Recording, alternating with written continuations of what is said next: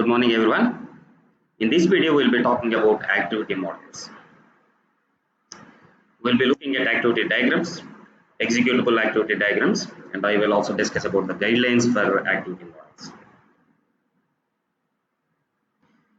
An activity diagram actually shows the sequence of steps that make up a complex process, such as an algorithm or workflow. Okay. So this basically shows the flow of control, similar to sequence diagrams, but focuses on operations. Sequence diagrams were focusing at objects and actors, how the system is actually communicating with them. Okay, but whereas the activity diagrams mainly focuses at operations in realizing, say for example, an algorithm or a workflow. They are most useful during the early stages of designing, especially these algorithms and workflows. Okay. Activity diagrams to some sense are really common in computer science development. Okay, so software engineering more or less. They are like the traditional flow charts. Okay, so in that it shows the flow of control from steps to step. Okay, so they are like the traditional flow charts. So if you really look at the components of these activity diagrams, the activity will be shown like an oval. Okay, so I will give you the example immediately in the next slide, so that will actually make the things clear for you. So that means like you will have an oval, and then like that actually represents an activity.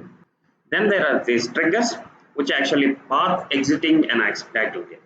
Okay, so I will quickly show this one. Okay, in the next slide. So assume like there is an activity, so verify order, and then like this is this trigger, which is actually leaving that activity. An unlabeled arrow from one activity to another activity indicates the first activity. First activity must complete before the second activity can begin. Okay, so that's the unlabeled arrow actually means. And we will have this sort of guard conditions. Okay, so each trigger has this sort of guard. Okay, we have been seeing from the state chart models. Okay, so we will be putting them in the square brackets. Okay, the guard condition will basically, it's a logical expression that actually evaluates to true or false.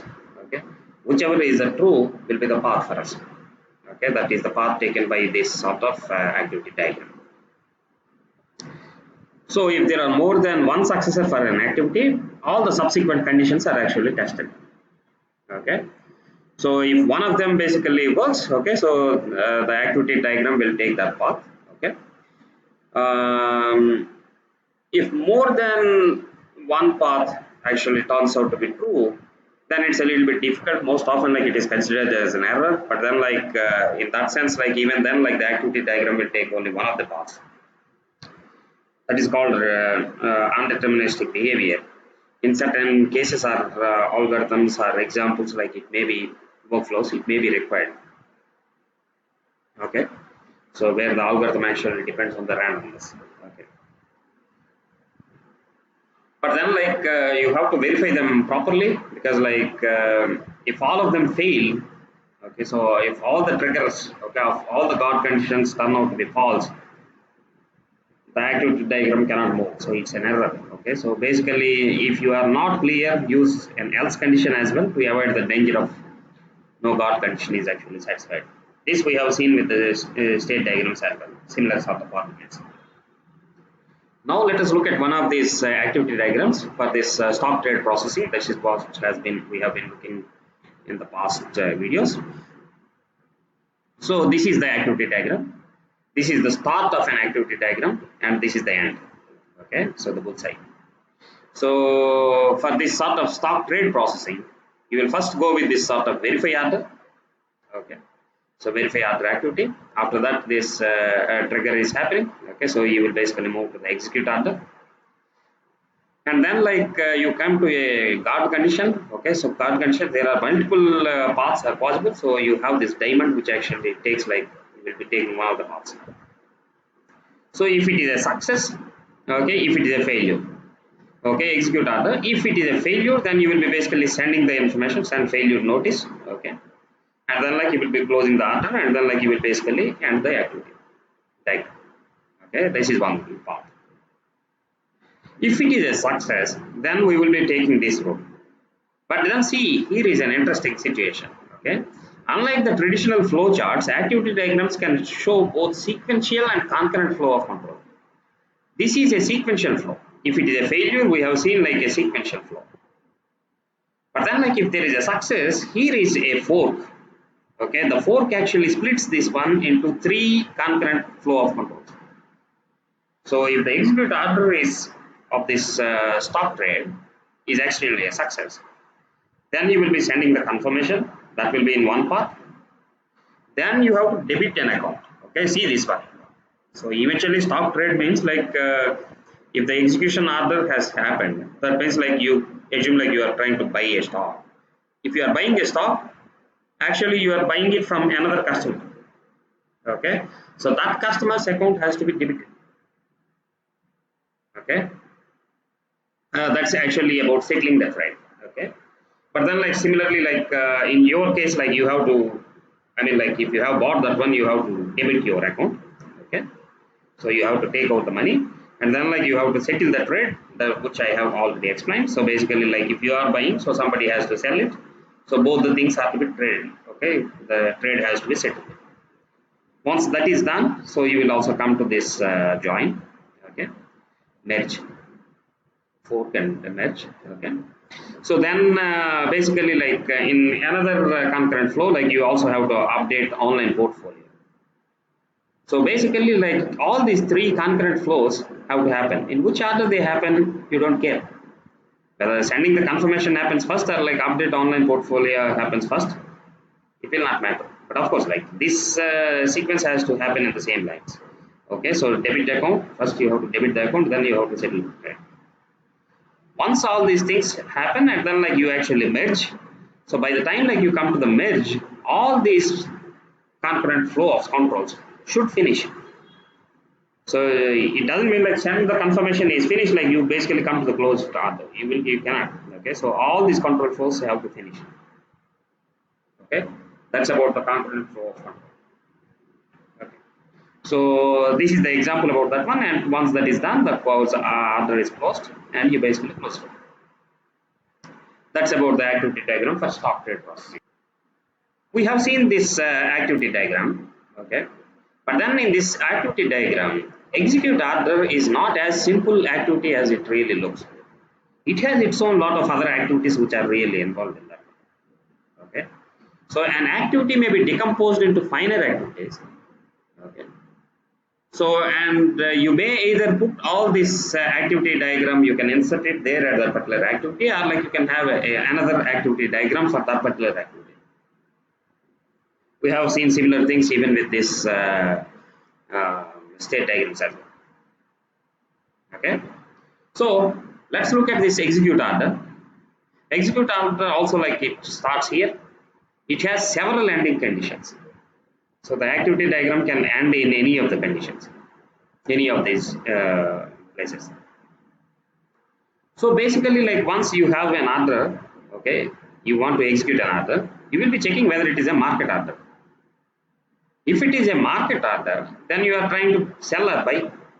So if it is selling, find a buyer at the marketplace, market price. Okay, so whatever like the current market price, if you want to sell it at that particular rate, like you have to find a buyer who is ready to buy it at that particular price. If you are buying, okay, if the customer is trying to buy, then we have to find a seller at the marketplace. Okay, that's how like see for example if earlier when we were looking at this one, settling trade means like if you are buying, somebody has to sell it, isn't it? So it all starts at this execute order itself. Okay, that's about if it is a market order. What about if it is a limit order? That means like you are putting certain limit and then like at that particular limit like you will be buying or selling.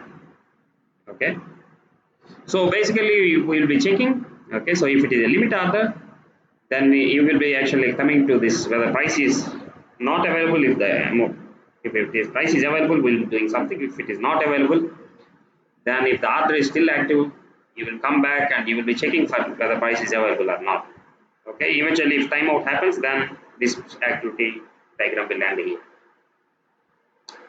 Alternatively, if you have enough price is available, then again like it is a selling or buying, then we have to find a buyer at limit price or better. Okay, when you are trying to sell it. But when you are trying to buy it, you have to find a seller at the limit price or lower. Okay, so you will be putting like I will try to buy a share if it is at that value or less than that value. So then I have to find, the system has to find a seller for you at that limit price or better. Okay, so this is more or less like the execute order itself is decomposed into this sort of finer activities. So we already have seen the synchronization or the concurrent activities. The synchronization bar, which we were seeing for both for this sort of fork and join, okay, fork and merge, okay, we have seen. The synchronization bar can actually break a trigger into multiple triggers. Okay, that's what we have seen in the earlier example. Operating in parallel, they are actually operating in parallel. R can join multiple triggers into one when all of them are complete. That's what the basic join or merge. The join thing is happening. So fork, when you are dividing it into multiple parallels, okay, parallel controls, and after that, once everything is finished, like you will basically come to the join. So with fork, several talks need to occur, and they can occur in any order that I have already discussed with the example. Okay, whether you update the portfolio first or like whether you actually inform the customer, doesn't matter. They can happen in any order, but then they are in theory happening in parallel. Only after all the concurrent talks are complete, an activity of the merge can start. Okay, that also like I have discussed about. Only after all these three control flows, which actually have became like the fourth. Okay, so only after all of them complete that you can go to the next one. In the example which I have already shown. So executable activity diagrams. Activity diagrams right now we have seen the flow. Okay, okay. So how a flow happens, control flow happens in an algorithm or a workflow. But activity diagrams can also be used to show the progression of control during the execution as well. Okay, that's also possible. With this sort of executable activity diagrams, you can actually show that. In such a case, like an activity token, okay, so there will be a token, okay, an activity token. When you have this sort of activity diagram full, if it is an executable activity diagram, an activity token can be placed on an activity symbol to indicate that it is actually executing. When an activity completes, token moves to the next activity. Okay, only one successor activity can receive the token, even if more than one condition is actually true. So that we have already discussed. So that is this sort of undeterministic situation. Okay, so multiple tokens arise through concurrency. Fork actually increases the number and merge actually decreases this number. So I will try to discuss the same thing with this earlier activity diagram which we have discussed. Okay, let's go and see the executable activity in that what happens if it is an executable activity. Okay, so basically like an activity token is actually created. It first comes through this trigger, and then like when we are verifying the order, the activity token will be here. Once this activity is finished, the activity token will follow the trigger. So that means eventually it will come to this activity. The token is here. Okay. And after this activity execute order is finished, the token actually comes here. This is where it becomes interesting. So the token, now both the guard conditions will be verified, success or failure. So the token will take that path. Okay, so if it is a failure, then the token will come here. That activity finishes, then the token will come here. It will basically come here, then it finishes the activity token. But if it takes the success road, okay, the token actually comes here. Okay, so then like here is the interesting thing. So here is this sort of synchronization bar. So that means like you are actually forking it. So a single activity token which actually comes here, because like you have three control flows, it becomes three different activity tokens. So that means like after this fork, you will have three tokens actually.